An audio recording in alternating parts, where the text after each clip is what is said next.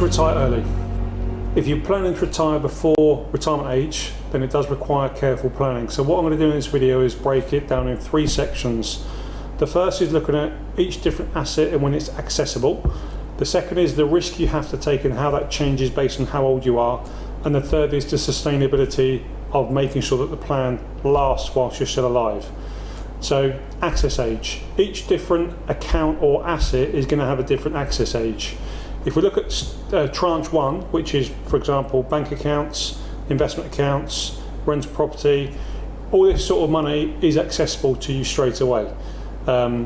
Property, of course, is illiquid to an extent, but if it is rented out, then that's income that you can get every single month. And if you did sell the property, the net equity in that property, of course, is available straight away. So these funds would need to support you before you get access to the second tranche, which would be things like private and workplace pensions. Now, depending on which country you live in, would depend on when you've got access to these, but it could be anywhere from 55, which goes up to 57 in the UK. In the US, it's 59.5. A lot of European countries are a lot higher. So it's important to know when these pots are accessible, because the tranche 1 is going to have to fund all of the money until you get access to these pension pots. And then the last tranche would be state pensions or social security. Now these generally are accessible from around 67. Again, each country is going to be somewhat different, and they are going up based on average life expectancy. So as you can see, it can get quite complicated if you plan to retire early, because you need to make sure that each one of these tranches is going to cover the income that you need before you start getting the rest. Because let's just say, for example, the state pension is going to provide you with 1/3 of your income. Well, that's great, but until you get that money, you've got to cover the deficit for the years before. And the simple way of doing this is doing a cash flow modelling, so doing forecasting based on different pots, but you need to also make sure that you are saving in different pots and making sure this money grows, because if you are putting everything into workplace pensions and you're relying on the state pension, then you're probably not going to be able to retire earlier unless you, for example, had accessible money in different pots.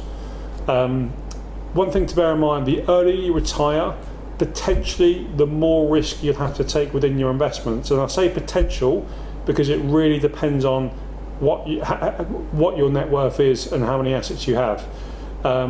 So generally speaking, if you're way below your target or you're way above your target, more risk would make sense. But if you're sort of in the middle, that's when you probably need to be a bit more prudent with regards to the risk that you take within your portfolio. But retiring at 50 versus retiring at 70 looks very different, because if you retire at 50 and the average life expectancy is around in the late 80s, then that's almost 40 years that you have without having any income, because the richest day of your life is effectively the day that you retire. The only income that you've got then is based on investment growth, and 40 years is a very long period. But children born today have a 50% chance of reaching 100. So with the advances in technology, it's really important to consider that you don't want to make sure that this money runs out.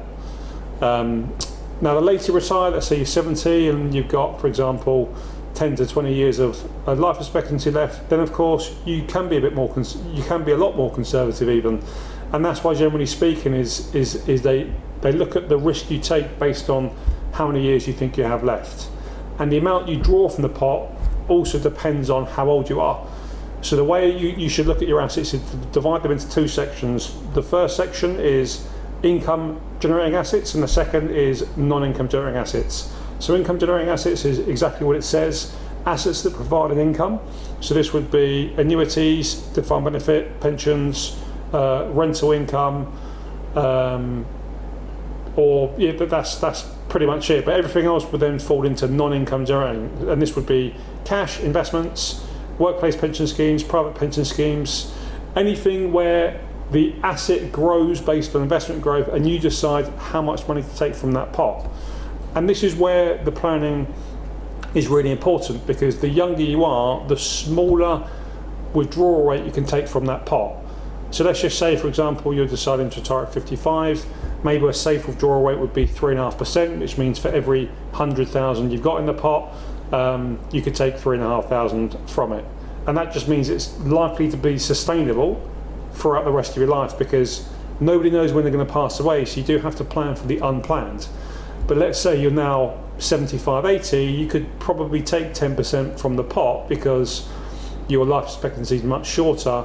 And again, this depends on if you're earning money from different areas such as state pensions, and does that cover your sustainability within your retirement.